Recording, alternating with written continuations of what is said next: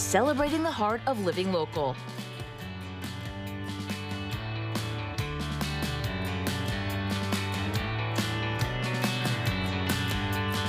With your host, Jacqueline Friedlander. You're watching CI Living, sponsored by Stephanie Pratt. Hello and welcome to CI Living. I'm your host, Jacqueline Friedlander. Today is National Boston Day.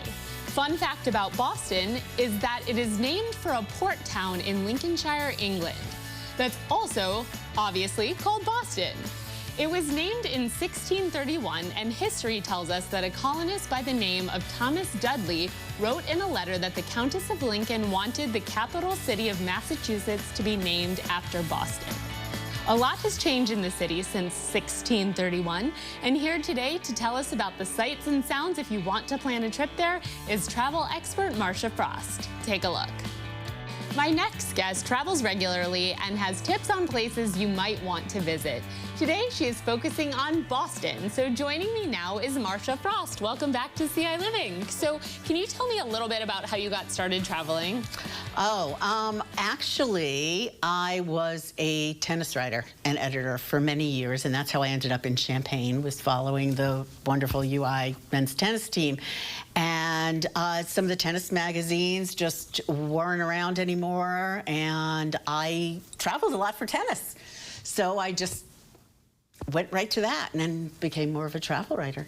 And so Boston specifically, why Boston? And if you're going to Boston, where should you go? Okay, so I lived in New York most of my life, and we went to Boston on vacation a lot. It's filled with history and science and the most known schools in the world, you know, like Harvard.